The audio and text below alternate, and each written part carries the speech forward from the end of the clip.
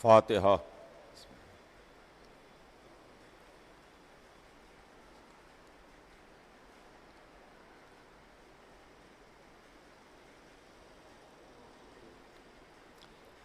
اعوذ باللہ السمیع العلیم من الشیطان اللعین الرجیم، بسم اللہ الرحمن الرحیم۔ الحمد للہ رب العالمین، والصلاة والسلام علی سیدنا و نبینا و شفیعنا بالقاسم محمد وآلہ الطیبین الطاہرین المعصومین، ولعنۃ اللہ علی اعدائہم اجمعین من یومنا ھذا الی یوم الدین۔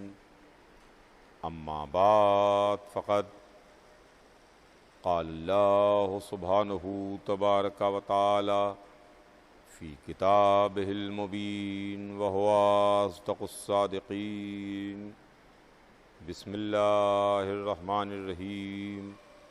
ان الدین عند اللہ الاسلام۔ خداوند عالم قرآن مجید میں ارشاد فرماتا ہے کہ یقیناً دین اللہ کے نزدیک اسلام ہے۔ سلسلہ بیان ذہن عالی میں ہوگا، ہمارے اور آپ کے درمیان ایک گفتگو کا موضوع اور ایک عنوان چھڑا ہے، اور عنوان ہے سلسلہ ہدایت۔ عزیزان گرامی، یہ زمانہ جس میں آن لائن مجلسیں ہو رہی ہیں، ہم باقاعدہ کہیں پر یکجا ہو کے جمع ہو کے ہم مجلس نہیں کر سکتے،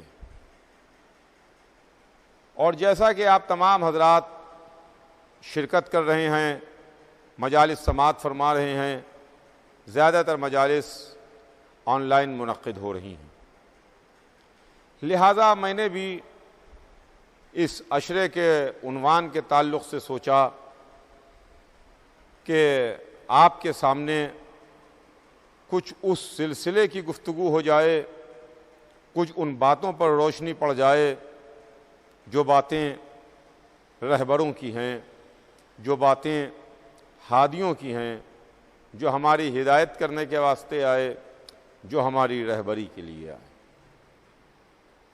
چنانچہ کل میں نے آپ کی خدمت میں حضرت آدم کے تعلق سے کچھ عرض کیا تھا، اور یہ بات آپ کی خدمت میں عرض کی تھی کہ ہمارے قانون بدلتے رہتے ہیں، ہمارے دستور میں تبدیلی آتی رہتی ہے، مگر الہی قانون و دستور جو بن جاتا ہے وہ صبح قیامت تک کے واسطے رہتا ہے، اس میں کوئی تبدیلی کا امکان نہیں ہے۔ جو دستور بن گیا، جو اصول بن گیا، جو قانون بن گیا، اب اس میں کوئی تبدیلی نہیں ہوگی۔ چنانچہ پروردگار عالم نے، ہمارے خالق نے، ہمیں پیدا کرنے والے نے ایک اصول بتایا، اور اصول یہ تھا کہ کن اصولوں کے سائے میں کاروان ہدایت آگے بڑھے گا، کن اصولوں کی چھاؤں میں سلسلہ ہدایت آگے بڑھتا رہے گا۔ وہ اصول کہیں باہر مرتب نہیں ہوئے، وہ اصول ہمیں کسی حدیث سے نہیں ملے جس کے لیے یہ بحث ہو کہ یہ حدیث معتبر ہے کہ غیر معتبر ہے۔ ہم نے وہ اصول کسی کتاب سے نہیں لیے جس کے لیے یہ بحث کی جائے کہ کتاب کو آپ مانتے ہیں، ہم نہیں مانتے، ہم مانتے ہیں، آپ نہیں مانتے۔ یہ تمام اصول کہ کن اصولوں کے سائے میں سلسلہ ہدایت آگے بڑھے گا، اس کتاب کے اندر موجود ہیں جس میں عالم اسلام میں کوئی اختلاف نہیں ہے، جس کو تمام مسلمان مانتے ہیں، جس پر تمام مسلمان متفق ہیں، یعنی وہ کتاب قرآن مجید، وہ کتاب کتاب اللہ ہے۔ اللہ نے حضرت آدم کے تعلق سے بہت تفصیل کے ساتھ، بہت وضاحت کے ساتھ ان کی خلقت کا ذکر کر دیا، ان کی خلقت کا تذکرہ کر دیا۔ عزیزان گرامی، کل کی مجلس سے آج اپنے بیان کو ربط دیتے ہوئے اپنی بات کو آگے بڑھاؤں۔ کل میں نے بات کو لا کے یہاں پر تمام کیا تھا کہ حضرت آدم کو جنت سے نکالا نہیں گیا بلکہ جنت سے زمین پر بھیجا گیا۔ اس کے واسطے میں بہت تفصیل کے ساتھ، بہت وضاحت کے ساتھ روشنی ڈال چکا۔ آج بیان کا سلسلہ آگے بڑھتا ہے۔ فرشتوں سے مٹی جنت میں منگائی، جنت میں حضرت آدم کا پیکر بنا، پیکر کو درست کیا گیا، مٹی کو گوندھا گیا، پیکر بن کے تیار ہوا۔ جب اللہ نے آدم کے پیکر کو درست کیا، جب اللہ نے آدم کے پیکر کو جنت میں بنایا، تو قرآن میں ہے کہ اس کو ہم نے اپنے دونوں ہاتھوں سے درست کیا۔ آپ قرآن اٹھا کے دیکھیے، آپ کو کتاب اللہ میں مل جائے گا کہ اللہ کہتا ہے کہ پیکر آدم کو ہم نے اپنے دونوں ہاتھوں سے بنایا اور دونوں ہاتھوں سے درست کیا۔ ہم تو قرآن پڑھ رہے تھے اور پہلے ہی دن ہماری توحید میں ایک سوال کھڑا کر دیا، کوشچن مارک لگا دیا کہ معبود پالنے والے، ہم تو تیرا یہ تصور رکھتے ہیں کہ تیرے ہاتھ نہیں ہیں، تیرے پیر نہیں ہیں، تیری ذات ہاتھ و پیر سے مبرہ ہے، لیکن پھر تو نے اس کتاب میں کیوں کہا کہ ہم نے اپنے دونوں ہاتھوں سے آدم کے پیکر کو درست کیا، آدم کا پیکر بنایا؟ قرآن کی تلاوت کرتے ہوئے ہم آگے بڑھے۔ آدم کے بعد جب ہم جناب نوح تک پہنچے تو جناب نوح کے تعلق سے آواز قدرت آئی، نوح سفینہ بناؤ، میری نگاہوں کے سامنے بناؤ، میری نظروں کے سامنے بناؤ۔ یہاں پر میں ہاتھ جوڑ کے عرض کروں اللہ کی سرکار میں کہ معبود پالنے والے، یہ تیری کیسی توحید ہے، ہم کیسا تیرا تصور رکھتے ہیں؟ ہم تو یہ مانتے ہیں کہ تیری ذات اس سے مبرہ ہے، تو ہاتھوں کا خالق ہے، تو پیروں کا خالق ہے، تو نگاہوں کا خلق کرنے والا ہے، تو روحوں کا خلق کرنے والا ہے۔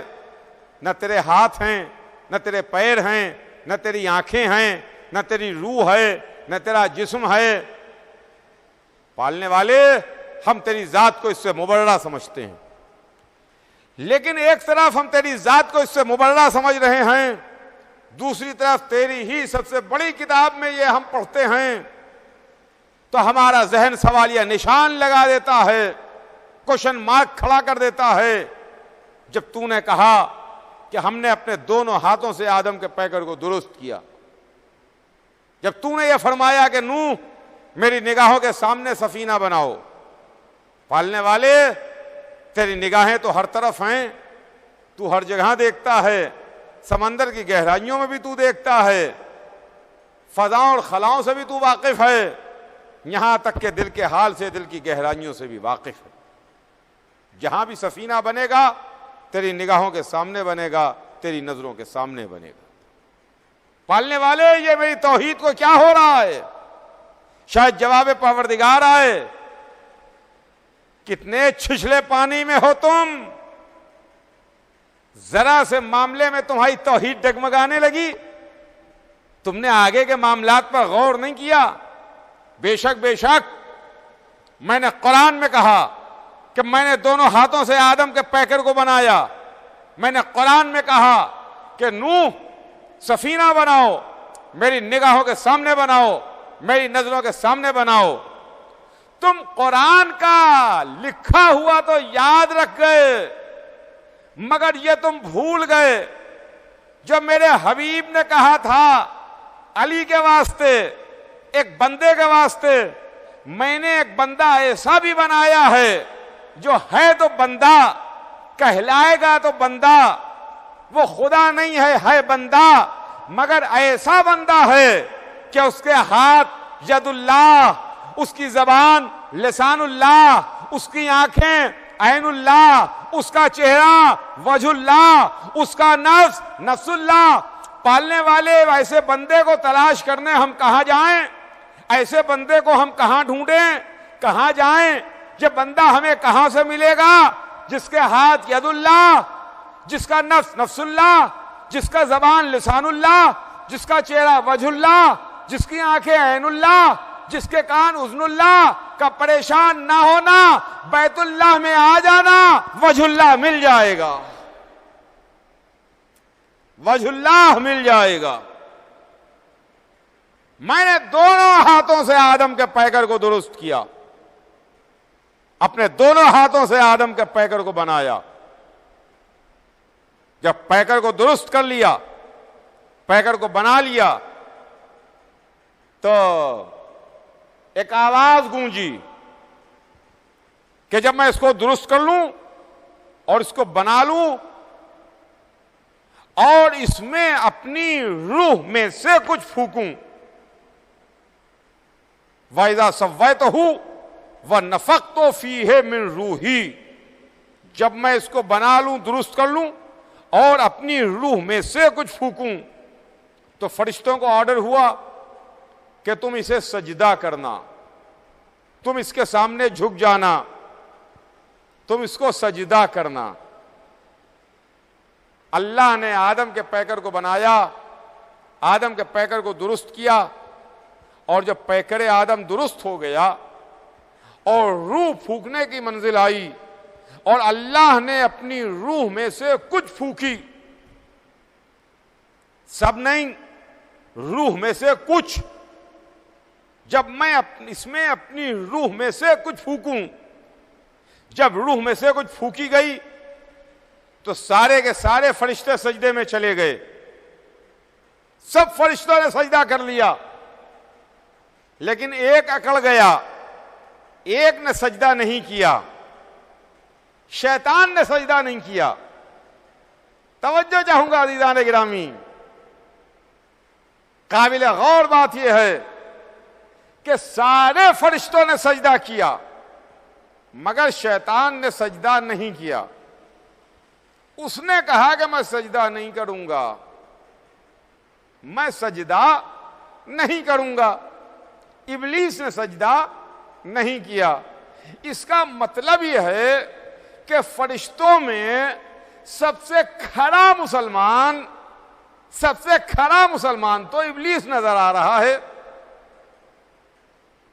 جو کہہ رہا ہے کہ نہیں بس اللہ ہی اللہ، اللہ کے علاوہ کچھ نہیں، سجدہ ہوگا تو اللہ کو ہوگا، ہم مانیں گے تو اللہ ہی کو مانیں گے۔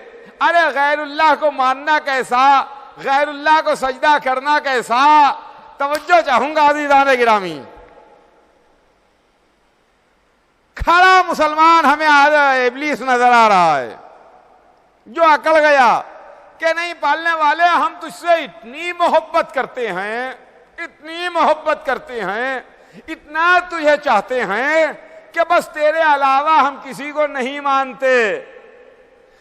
جواب قدرت کیا آیا کہ نہیں، پہچان یہ ہے کہ اللہ کو بھی مانو اور اللہ جس کو حکم دے اس کو بھی مانو، یعنی اللہ کو بھی مانو، اللہ والے کو بھی مانو۔ اس نے سجدہ نہیں کیا، وہ اکڑ گیا، اس نے کہا کہ نہیں میں اسے سجدہ نہیں کروں گا۔ تو قدرت نے اس سے سجدہ نہ کرنے کا سبب پوچھا کہ بول تو نے سجدہ کیوں نہیں کیا، کیوں نہیں کیا؟ تو اس نے جواب دیا کہ معبود، پالنے والے، میں نے سجدہ اس واسطے نہیں کیا کہ تو نے مجھے آگ سے خلق کیا ہے، ان کو خاک سے خلق کیا ہے، مٹی سے خلق کیا ہے، لہذا ہم ان کو سجدہ نہیں کریں گے۔ ہم کو تو نے آگ سے بنایا، ان کو مٹی سے بنایا، آگ مٹی سے افضل ہوتی ہے، لہذا ہم افضل ہو کر کے مفضول کو سجدہ نہیں کریں گے۔ چلیے بات ہماری سمجھ میں آئی کہ افضل مفضول کو سجدہ نہیں کرے گا، مگر ہماری حیرانی کی انتہا نہیں رہی جب ہم نے یہ دیکھا کہ نور کے بنے فرشتوں نے سجدہ کر لیا۔ جو درمیانی تھا آگ والا اس نے سجدہ نہیں کیا، جو آگ سے بھی سپیریئر ہے، افضل ہے، بڑا ہے، نور، اس نے سجدہ کر لیا۔ تو جو نور سے بنے ہوئے فرشتے تھے ان سے ہم نے سوال کیا، اے نوری فرشتوں تم نے کیوں سجدہ کیا؟ تمہارے سجدہ کرنے کا کیا سبب تھا؟ تم تو خاک سے بھی افضل ہو، تم تو آگ سے بھی افضل ہو، تم نے سجدہ کیوں کیا؟ تو انہوں نے دوسری ریزننگ دی، انہوں نے دوسرا سبب بیان کیا۔ ان کا سبب یہ تھا کہ سنو، میں نے اس واسطے سجدہ کیا کہ میں یہ نہیں دیکھ رہا تھا کہ بنا کاہے سے ہے، بلکہ ہم حکم پروردگار کے سامنے سجدہ کر رہے تھے۔ ہم یہ دیکھ رہے تھے کہ آرڈر کون دے رہا ہے، ہم یہ دیکھ رہے تھے کہ حکم کون دے رہا ہے، ہم یہ دیکھ رہے تھے کہ سجدہ کرنے کے لیے ہمیں حکم کس نے دیا ہے۔ تو اب جنت میں دو طرح کی نظریے سامنے آئے، جنت میں دو الگ الگ ریزننگ پیش کی گئیں۔ ایک شیطان کی ریزننگ تھی سجدہ نہ کرنے کی، ایک ملائکہ کی ریزننگ تھی سجدہ کرنے کی۔ شیطان کی دلیل یہ تھی کہ ہم اس واسطے سجدہ نہیں کریں گے کہ آگ مٹی سے افضل ہے، لہذا افضل چیز مفضول کو سجدہ نہیں کر سکتی۔ نور کے بنے ہوئے فرشتے، ان کی دلیل یہ تھی کہ ہم نے اس واسطے سجدہ کیا کہ ہمیں آرڈر کون کر رہا ہے، ہمیں حکم کون دے رہا ہے، ہمیں سجدہ کرنے کے لیے کس نے کہا ہے۔ تو اب عزیزان گرامی، ابھی پہلا انسان خلق ہو رہا ہے، انسان اول کے جسم میں روح پھونکی گئی ہے کہ دو نظریے سامنے آئے، دو آئیڈیالوجیز سامنے آئیں، دو مکتب فکر سامنے آئے، دو اسکول آف تھاٹ سامنے آئے۔ وہ یہ تھے، ایک کہہ رہا تھا کہ بنا کاہے سے ہے، دوسرا کہہ رہا تھا کہ نسبت کدھر ہے، منسوب کدھر ہے۔ یہ دونوں نظریے جنت میں پنپے، یہ دونوں نظریے جنت میں پیدا ہوئے۔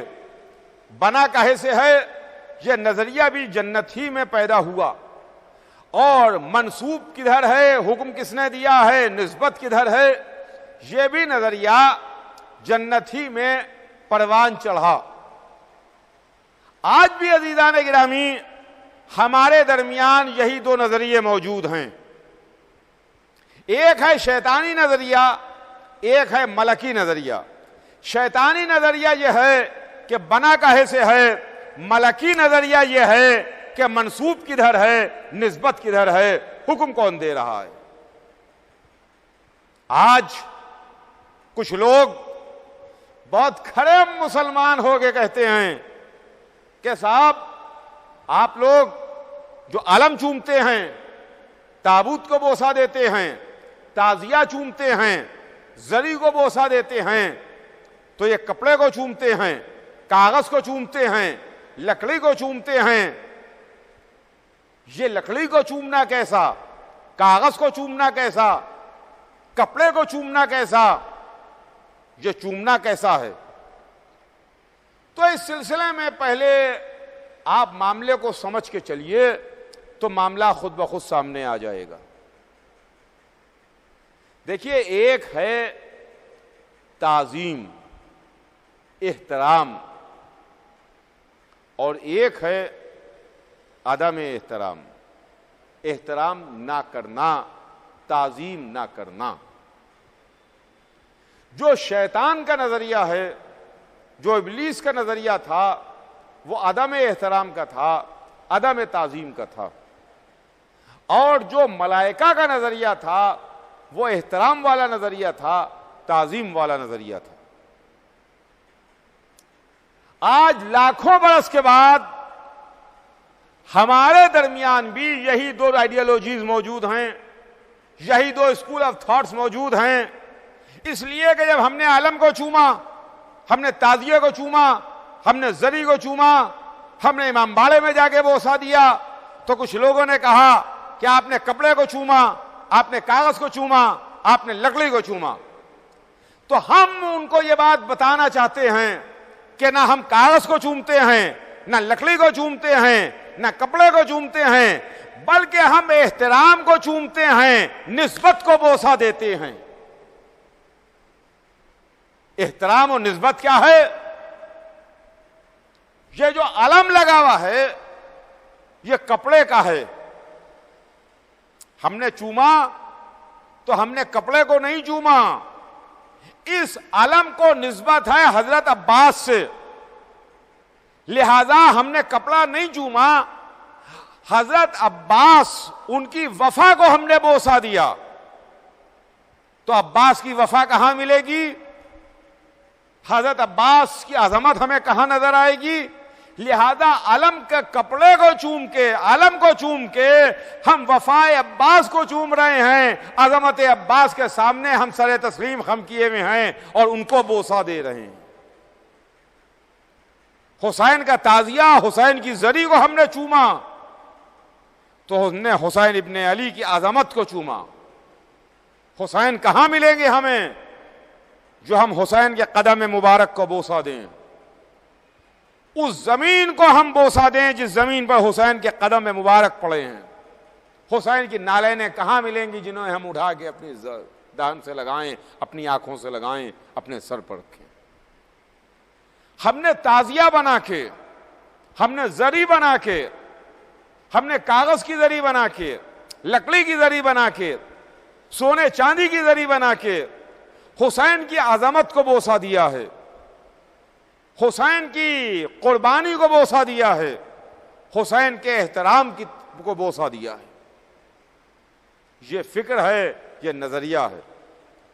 اب وہ لوگ جو یہ کہتے ہوئے نظر آتے ہیں کہ آپ نے کپڑے کو چوما، آپ نے کاغذ کو چوما، تو ان کے واسطے ہم یہ سمجھتے ہیں کہ یہ شیطان کا نظریہ لیے ہوئے پیدا ہوئے ہیں، اور جو کپڑے کو چوم رہے ہیں، کاغذ کو چوم رہے ہیں، نسبت کو چوم رہے ہیں، احترام کو بوسہ دے رہے ہیں، ان کے واسطے ہم یہ نظریہ رکھتے ہیں کہ یہ ملائکہ کا نظریہ لے کے پیدا ہوئے ہیں۔ تو معلوم یہ ہوا ہمارے درمیان آج ابلیس کے ماننے والے بھی موجود ہیں، آج ملائکہ کی سیرت پر چلنے والے بھی موجود ہیں۔ تو یہ منزل ہے عزیزان گرامی۔ جنت میں شیطان اکڑ گیا کہ نہیں میں سجدہ نہیں کروں گا۔ قدرت نے اس سے پوچھا، اس سے سوال کیا، تو نے سجدہ کیوں نہیں کیا؟ تو نے غرور کیا؟ تو نے تکبر کیا؟ یا تو بڑے لوگوں میں تھا؟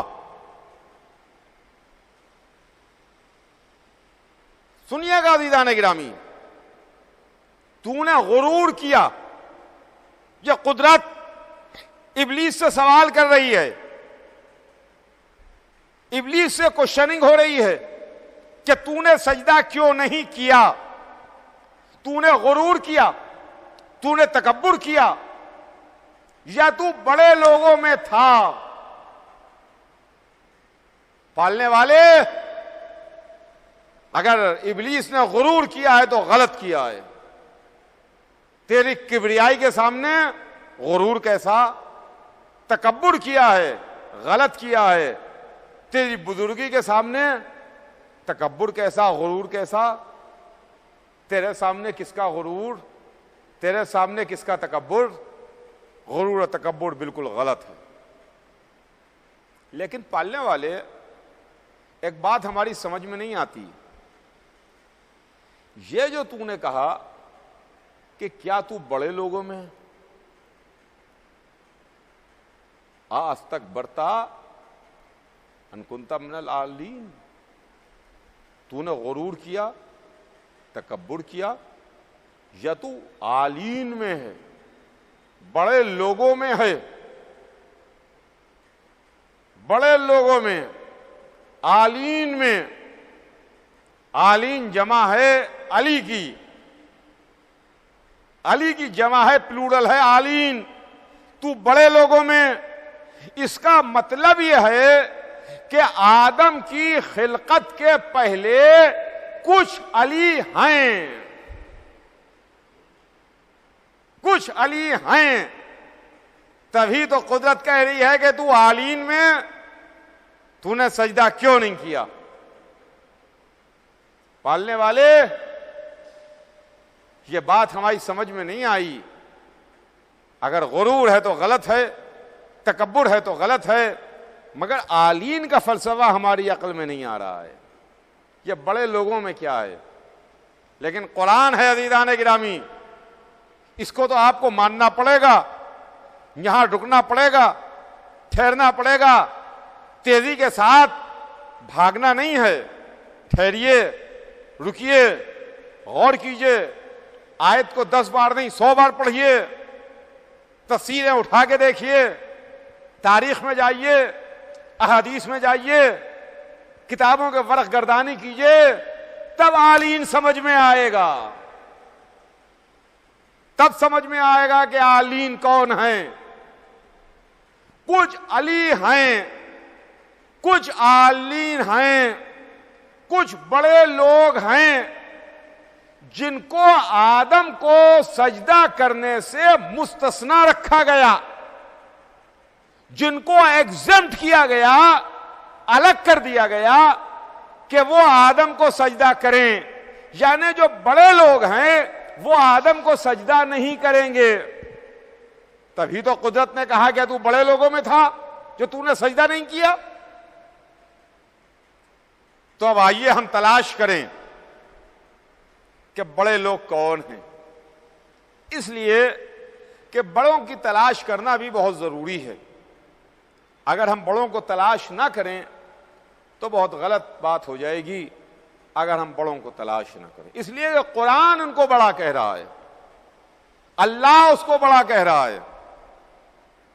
یعنی مثال ہے عزیزوں، اس لیے کہ ہمارے پاس دوسری لفظیں نہیں ہیں، ہمارے پاس سمجھانے کے واسطے کوئی دوسرا معاملہ نہیں ہے کہ جو ہم آپ کو بتا سکیں، سمجھا سکیں، آپ کو کن لفظوں میں سمجھائیں۔ مثال کے طور پر یہ ہمارا ملک ہے ہندوستان، جہاں سب سے بڑی کرسی، سب سے بڑی شخصیت، سب سے بڑی ذات جو ہندوستان کی کانسٹیٹیوشن کے حساب سے ہے وہ صدر ہندوستان ہے۔ سب سے بڑا ہندوستان کا صدر ہوتا ہے، صدر محترم سب سے بڑے ہیں ہندوستان میں۔ اب جو ہندوستان کا صدر ہے، سب سے بڑا ہے، وہ اگر کسی کو بڑا کہے تو سوچنا پڑے گا نا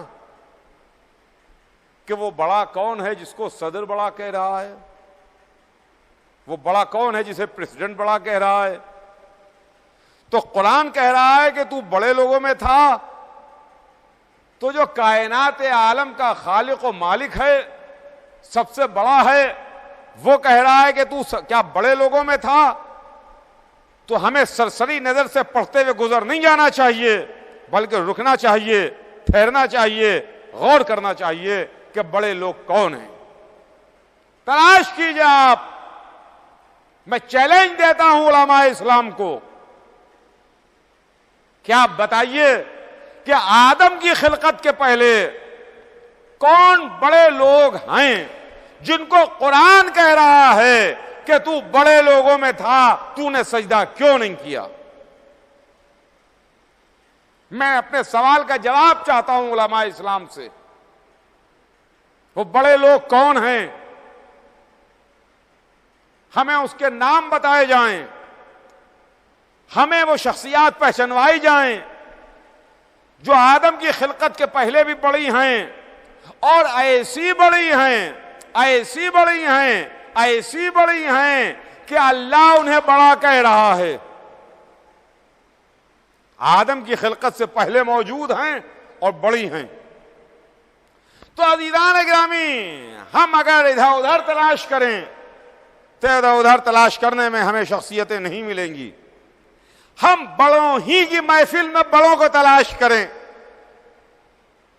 بڑوں ہی کی بزم میں بڑوں کو تلاش کریں۔ ہم نے بڑوں کے بیچ بڑوں کو تلاش کیا، ہم تلاش کرنے کے لیے ادھر ادھر نہیں گئے۔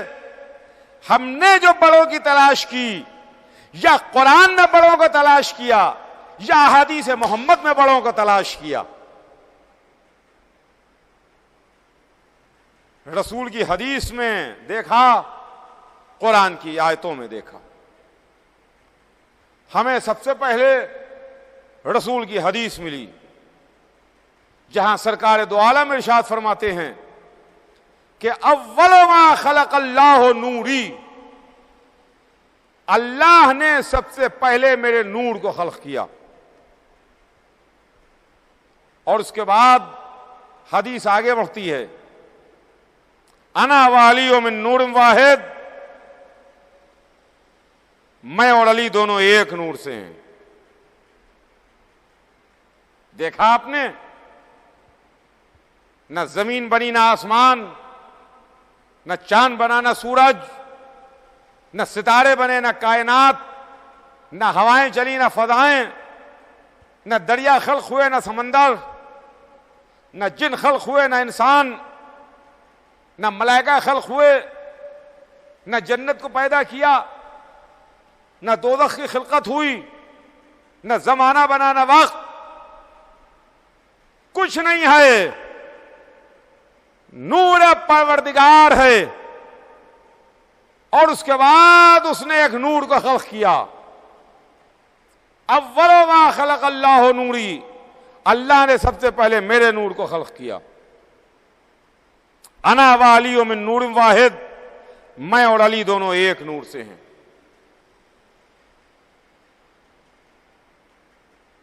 ایک حدیث، ایک بات۔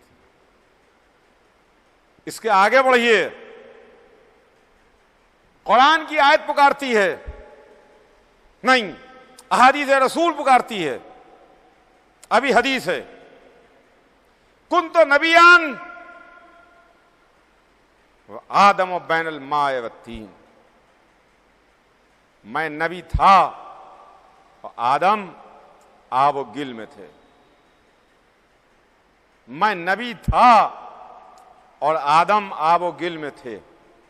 اس کا مطلب یہ ہے کہ رسول کے سر پر تاج رسالت ہے جب آدم کی خلقت نہیں ہوئی ہے۔ آدم آب و گل کے درمیان ہیں، وہ نبی ہیں، وہ رسول ہیں، وہ اپنا ڈیزگنیشن بتا رہے ہیں، اپنا عہدہ بتا رہے ہیں۔ یہ نہیں کہا کہ میں محمد تھا، میں اس کا بندہ تھا، نہیں، میں نبی تھا، تاج نبوت رکھا جا چکا تھا جب آدم آب و گل کے درمیان تھے۔ تو عزیزان گرامی، کچھ لوگ ہیں، کچھ بزرگ ہستیاں ہیں جو آدم کی خلقت سے پہلے بھی بڑی ہیں، کائنات کی خلقت سے پہلے بھی بڑی ہیں، فرشتوں کے خلق ہونے سے پہلے بھی بڑی ہیں۔ اور جب دنیا کا فرش بچھایا جا رہا تھا اس وقت بھی کچھ ذاتیں تھیں جو بڑی تھیں، اور جب کائنات کا بستر لپیٹا جا رہا ہوگا اس وقت بھی کچھ ذاتیں ہوں گی جو بڑی ہوں گی. چنانچہ اس کی منظر کشی قرآن میں ہے. قرآن میں ایک سورہ ہے, اٹھا کے دیکھ لیجئے, قیامت کا منظر ہے. بسم اللہ الرحمن الرحیم. اذا زلزلت الارض زلزالها, وہ دن جس دن زمین کس کے ہلا دی جائے گی, زور سے ہلا دی جائے گی. اس دن کیا ہوگا؟ زمین کو زلزلہ ہوگا, زمین کپکپا رہی ہوگی کہ ایک انسان زمین پر ہاتھ رکھ کے کہے گا کہ زمین تجھے کیا ہو گیا ہے, تجھے کیا ہو گیا ہے. تو زمین اپنے دل کے حال بیان کرے گی, زمین اپنے راز اگلے گی. انسان زمین پر ہاتھ رکھ کے کہے گا. وہ انسان کون ہے؟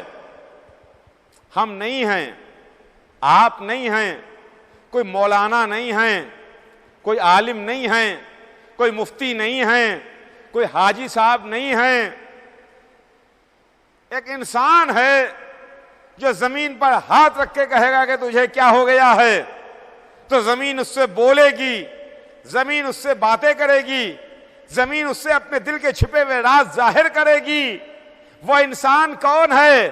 تفسیر میں جا کے دیکھیے تو وہ انسان کوئی غیر نہیں ہے, وہ انسان وہی ہے کہ جو ابو تراب ہے, جس کا نام علی ہے. جب کائنات بن رہی تھی تب بھی وہ علی تھے, جب کائنات کا بستر لپیٹا جا رہا ہوگا تب بھی وہ علی ہوں گے, تب بھی وہ علی ہوں گے. تو نے غرور کیا, تو نے تکبر کیا, یا تو بڑے لوگوں میں تھے؟ اب سمجھ میں آیا کہ بڑے لوگ کون ہیں؟ اول ما خلق اللہ نوری انا والی من نور واحد. بس وقت تمام اور بات تمام. کل انشاءاللہ بات اس کے آگے آپ کی خدمت میں عرض کروں گا.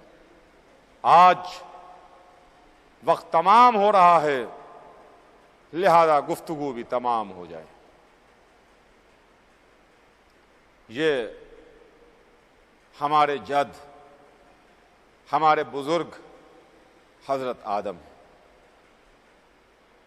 بے شک جب اللہ نے جناب آدم کو خلق کیا اور حضرت آدم کو پیدا کیا, تو جناب آدم نے خلق ہونے کے بعد, بننے کے بعد, عرش اعظم الہی پر کچھ نام لکھے ہوئے دیکھے.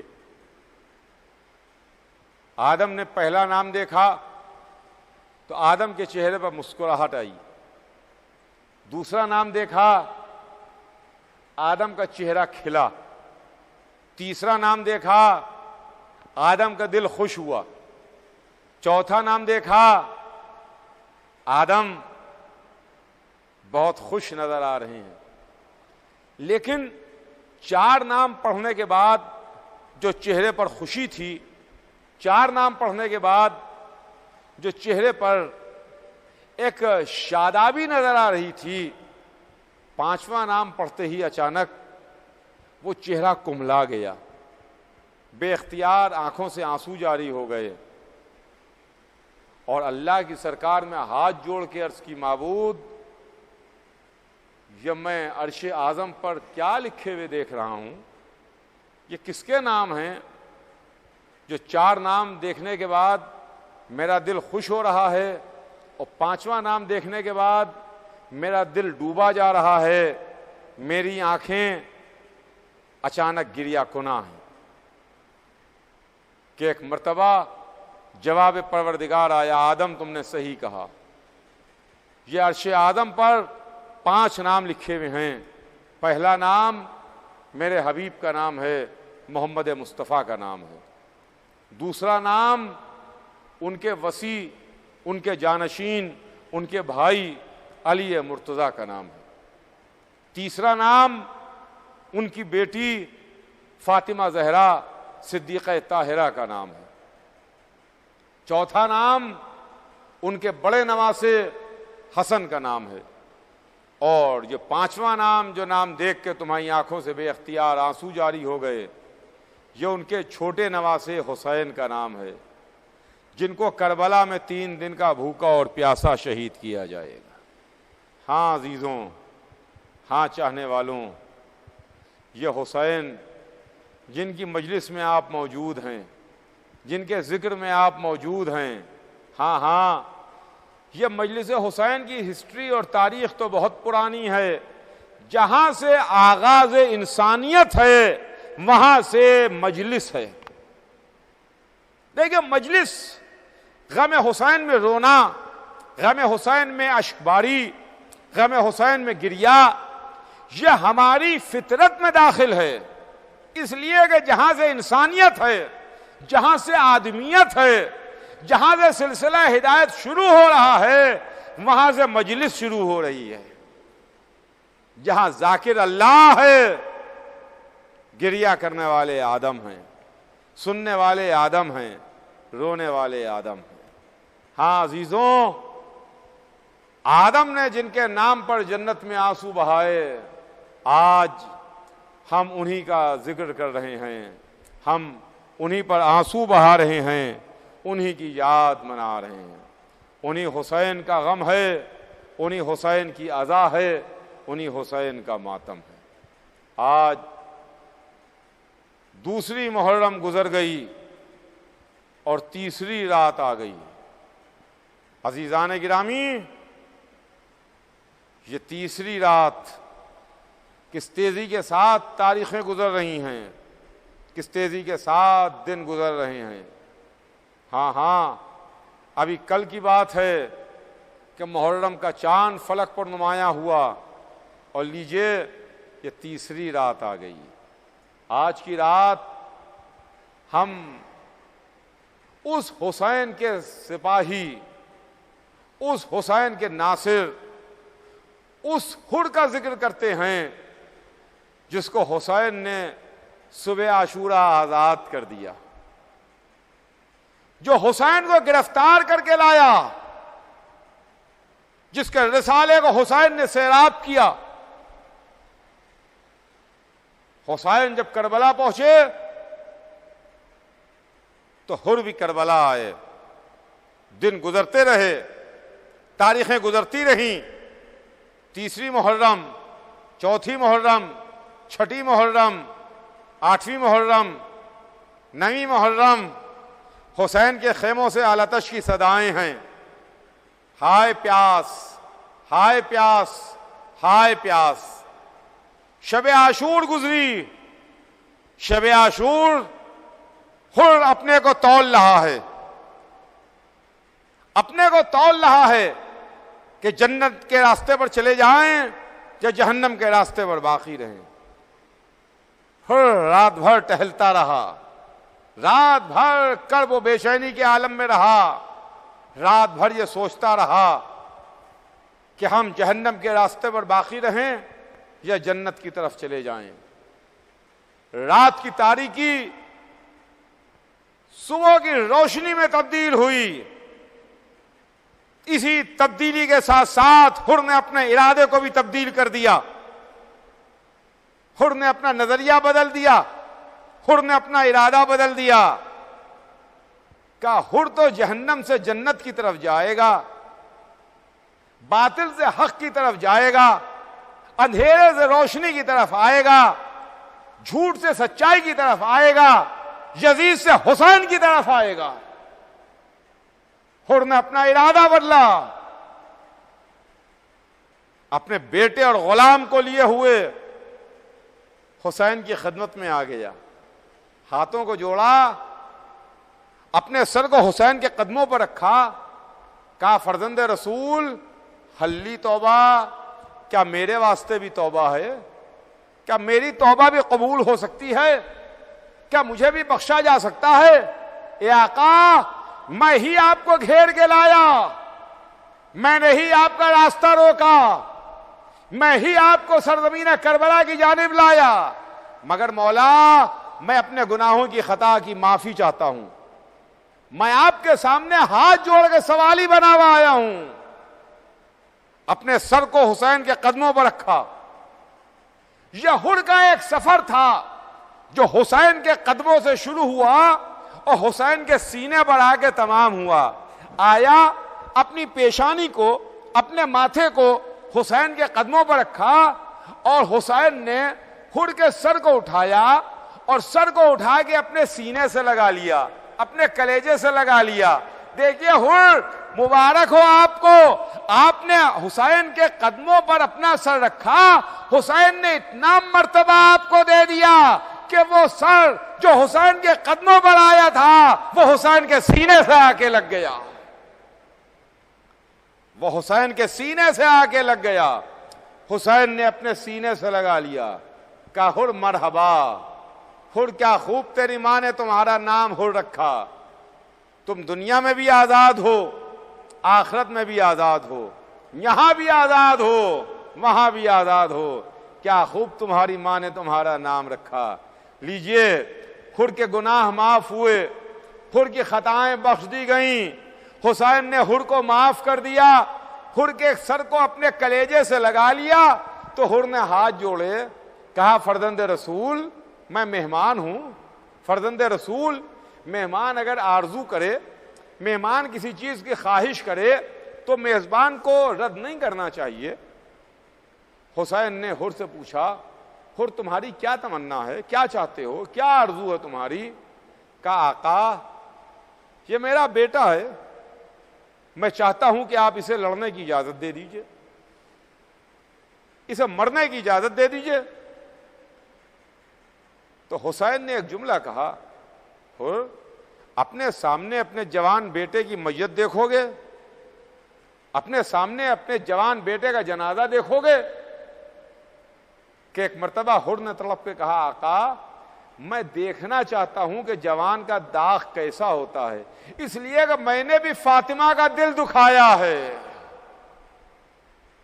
میں نے بھی فاطمہ زہرا کا دل دکھایا ہے. لیجئے لیجئے, ہر کے بیٹے کو حسین نے مقتل کی اجازت دی. بہادر باپ کا بہادر بیٹا مقتل میں سدھارا, میدان میں آیا, قیامت کی لڑائی لڑا, قیامت کا جہاد کیا, قیامت کی تلوار چلائی. کیوں نہ تلوار چلاتا, ہر کا بیٹا تھا, شجاع کا بیٹا تھا, بہادر کا بیٹا تھا, سردار کا بیٹا تھا. مگر کہاں تک لڑتا, لڑتے لڑتے گھوڑے سے زمین پر آیا, اپنے باپ کو مدد کے واسطے آواز دی, اے بابا میری مدد کو آئیے. بوڑھا باپ تیزی سے چلا کہ اپنے بیٹے کے سرہانے پہنچے.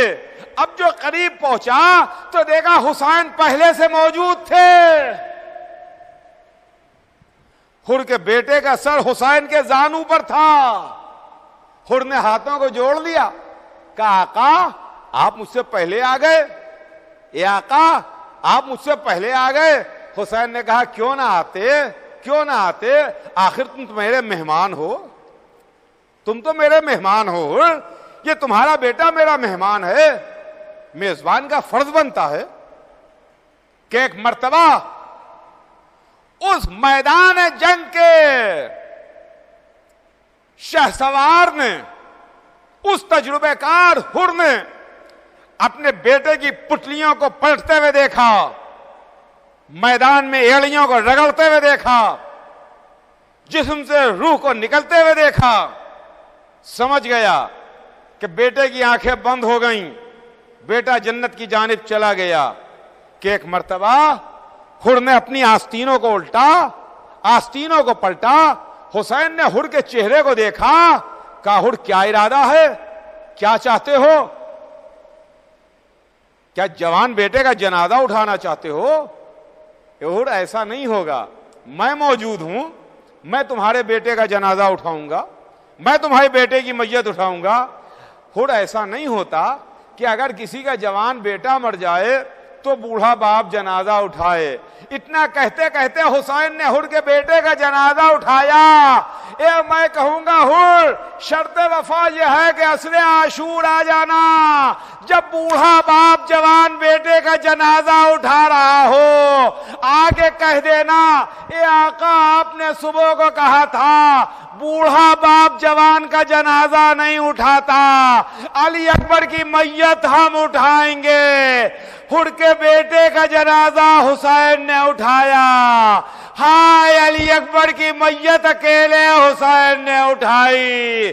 آواز دی بچوں آؤ علی اکبر کو لے جاؤ، واہ حسینہ واہ علی اکبر کی صدائیں بلند۔